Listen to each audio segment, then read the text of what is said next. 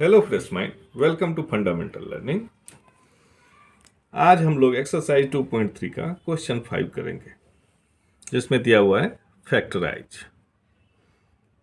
हम लोगों ने वो सीखा था how to factorize the polynomial वाले वीडियो में कि फैक्टराइज हम कैसे करते हैं, जिसमें हम लोगों ने डिटेल से बात की थी कि कैसे लीनियर इक्वेशन का फैक्टराइज करना, कैसे क्वाड्रेटिक का, कैसे क्यूबिक का, कैसे बाई क्वाड्रेटिक का, इस तरह से। तो उसमें हमने दो मेथड सीखा था। पहला हम आपको बताए थे कि या तो मेंटली आप कैलकुलेट कर लीजिए और रीग्रुप कर लीजिए।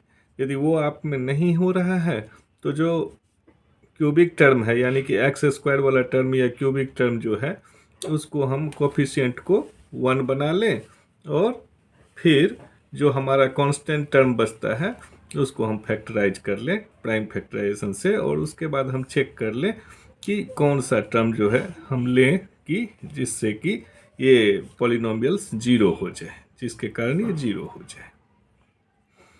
तो वो हम देख चुके हैं, लेकिन अभी हमको चूंकि सिंपल दिख रहा है, इसलिए हम लोग यहाँ पे देख सकते हैं कि ये यदि हम मान लें कि यहाँ से हम एक्स स्क्वायर निकाल लेंगे, यहाँ का क्या बच जाएगा, x-2। सेम वे में यहाँ -1 कॉमन ले लेंगे तो x-2। तो हम इसको नॉर्मल भी कर लेंगे, तो यहाँ हम लिख सकते हैं इसको टेकन एक्स स्क्वायर कॉमन, तो x-2 -1 यहाँ से कॉमन ले लिए तो x-2। अब दोनों सेक्शन में हमारे x-2 हैं, तो यहाँ से हम x-2 कॉमन ले लेते हैं। क्या बच गया, एक्स स्क्वायर, यहाँ बच गया -1। तो ये हमारा फैक्टराइजेशन हो गया, यानी कि अब हम इसको एक तरीके से और भी तोड़ सकते हैं एक्स स्क्वायर -1 को, क्योंकि हम लोग जानते हैं कि इसको हम ए स्क्वायर माइनस बी स्क्वायर के फॉर्म में भी लिख सकते हैं, एक्स स्क्वायर -1 स्क्वायर की तरह। तो हम इसको लिख सकते हैं x-2 into x square -1 square. तो ए स्क्वायर माइनस बी स्क्वायर बराबर होता है ए प्लस बी इंटू ए माइनस बी। तो हम इसको ऐसे भी लिख सकते हैं कि x-2 into x plus 1 into x-1। ये हमारा फैक्टराइजेशन होगा। तो बोले यहाँ हम क्यों छोड़ देते, यहाँ यदि नहीं छोड़ते तो हमारा 3 नहीं आता। चूँकि हम देख रहे हैं कि क्यूबिक है, तो क्यूबिक में मैक्सिमम 3 रूट्स या 3 जीरोज आ सकते हैं, तो इसलिए ये 3 जीरोज आ गए। नंबर 2 क्वेश्चन,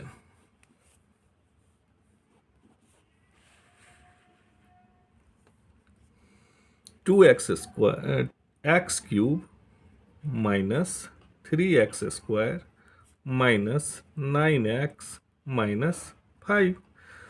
अब चूंकि हम देख रहे हैं कि हमारा जो ये टर्म है वो तो 1 में है ही, यहाँ 5 में, तो 5 को हम किस चीज़ में कर सकते हैं फैक्टराइज, +-1 एंड +-5।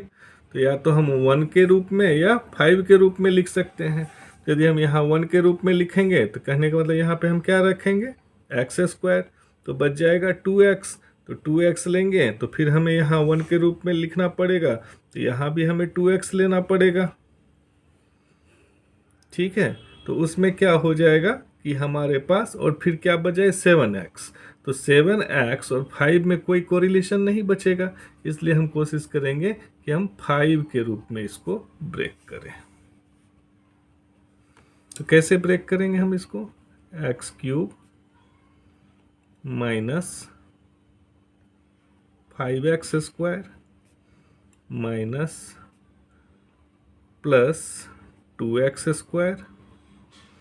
अब देखिए यहाँ पे हम यदि ले लेंगे तो x-5 आएगा, तो यहाँ पर हम क्या रखें कि हमारे पास फिर से यहाँ भी x-5 आएगा, -10x। अब चूंकि 9x हमको लाना है तो हम लिख देंगे +x फिर -5। अब इस दोनों में से अब हम इसको रिग्रुप कर लेंगे तो 3 ग्रुप बन गया इसका।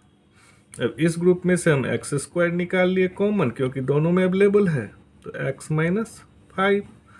इस ग्रुप में से +2x कॉमन निकालेंगे, दोनों में 2x अवेलेबल है, तो क्या बच जाएगा x-5। फिर यहाँ से हम +1 कॉमन निकाल लेते तो क्या बच जाएगा x-5। अब इसका मतलब क्या हुआ कि x माइनस 5 हमारे तीनों टर्म में अवेलेबल है, तो हम x माइनस 5 को यहाँ से कॉमन ले लिए, यहाँ बच गया एक्स स्क्वायर, यहाँ बच गया प्लस 2x, यहाँ बच गया प्लस 1। अब हमारे पास दो फैक्टर निकले, x minus 5, x square plus 2x plus 1।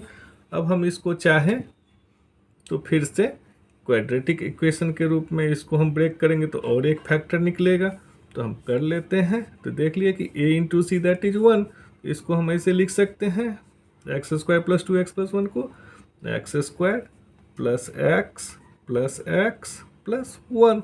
अब इस दोनों को दो ग्रुप बना लेंगे, यहाँ से हम x कॉमन ले लिए, क्या मिल गया x प्लस 1, और यहाँ से प्लस 1 कॉमन ले लिए तो क्या मिल गया x प्लस 1। अब यहाँ से हम x प्लस 1 कॉमन ले लेते हैं, x प्लस 1 कॉमन ले लिए तो क्या मिल गया x प्लस 1, यानी कि हमारे पास मिल गया x प्लस 1 का होल स्क्वायर। ऐसे भी हम देख सकते हैं A square plus B square plus 2ab, तो हम इसको सिंपल भी लिख सकते थे ऐसे, क्या कि x minus 5 into x plus 1 का होल स्क्वायर, ये हमारा या x minus 5 into x plus 1 into x plus 1, ये हमारा इस पॉलिनोमियल्स के लिए फैक्टराइजेशन हो गया।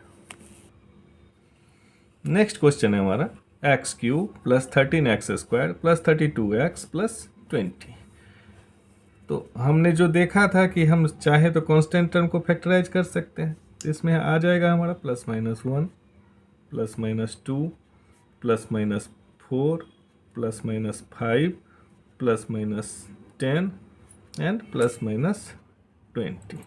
इतने टर्म से हमें चेक करना पड़ेगा कि किस चीज़ के लिए ये एक पॉलिनोमियल हमारा जीरो हो रहा है। तो उससे बढ़िया है कि हम मेंटली थोड़ा कैलकुलेट कर लेंगे तो वो हमारे लिए इजी रहेगा।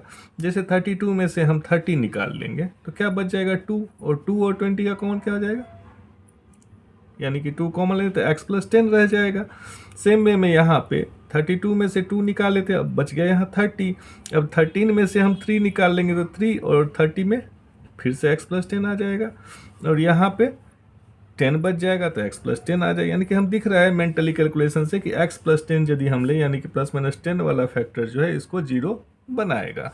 तो हम 10 की तरफ आगे बढ़ते हैं यही सोच के लिए।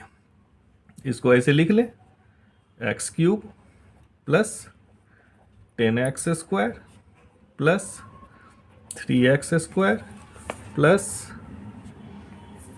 30x plus 2x plus 20।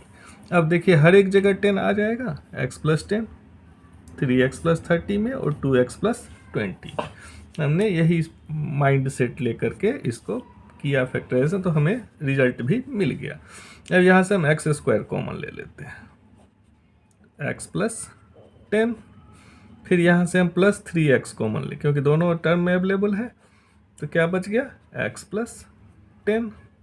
फिर यहाँ से हम प्लस 2 कॉमन ले लेते हैं, क्या बच गया x प्लस 10। अब तीनों टर्म में x प्लस 10 हमारा अवेलेबल है, x प्लस 10 हम यहाँ से कॉमन निकाल लिए। यहाँ क्या बच गया एक्स स्क्वायर, यहाँ प्लस 3x, यहाँ प्लस 2। अब हमारे पास में इसका जो प्राइम फैक्टराइजेशन निकला वो ये निकला कि x प्लस 2 है प्राइमरी रूप में, और x square plus 3x plus 2 है। तो इसको भी हम सॉल्व कर सकते हैं, क्योंकि ये हमारा क्वाड्रेटिक इक्वेशन बन गया। इसको हम इस तरीके से सॉल्व करें कि x square plus 2x plus x plus 2, इससे क्या इन दोनों का जो मल्टीप्लिकेशन है वो इन दोनों का हो जाएगा, और इसको भी हम जब ये करेंगे सिंप्लीफाई करेंगे तो ये भी 3x हो जाएगा। तो इस तरीके से हम इसको लिख सकते हैं, एक्स यहाँ से कॉमन ले लिए तो एक्स प्लस 2, यहाँ से प्लस 1 कॉमन ले लिए तो एक्स प्लस 2, ये तो हमारा था ही x प्लस 10, x प्लस 10 हमारा है ही पहले से अवेलेबल। अब हम इसको ऐसे लिख सकते हैं x प्लस 10, इन दोनों में से x प्लस 2 कॉमन ले लिए, क्या बच गया x प्लस 1। ये हमारा इस पॉलिनोमियल्स के लिए फैक्टराइजेशन हो गया। नंबर 4 क्वेश्चन बोल रहा है हमारा 2y³ plus Y square -2y -1। अब चूंकि हम देख रहे हैं कि यहाँ पे 2y³ है प्लस वाई स्क्वायर है -2y -1 है, तो क्लियर हमें विजिबल है, ज़्यादा हमें कुछ करने की ज़रूरत नहीं है इसको, ना तो हमको इसके कोफिशिएंट को 1 बनाने की कुछ करने, क्योंकि देखिए यदि हम वाई स्क्वायर कॉमन ले लिए तो क्या बच जाएगा 2 + 1। सेम वे में -1 यहाँ से कॉमन ले लेंगे तो क्या बच जाएगा 2y + 1 यहाँ भी बच जाएगा। तो वही हम करते हैं, इसको 2 भाग में बांट दिए, इस दोनों में से वाई स्क्वायर कॉमन ले लिया, क्या बच गया 2y + 1, और इस दोनों में से -1 कॉमन ले लिया, क्या बच गया 2y + 1। अब इस दोनों सेक्शन में 2y + 1 अवेलेबल है, 2y + 1 हमने यहाँ से कॉमन ले लिया, क्या बच गया y² -1।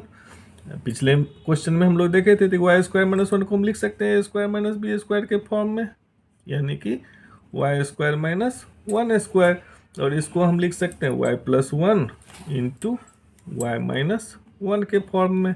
तो हम इसको लिख सकते हैं 2y + 1 × y + 1 × y - 1।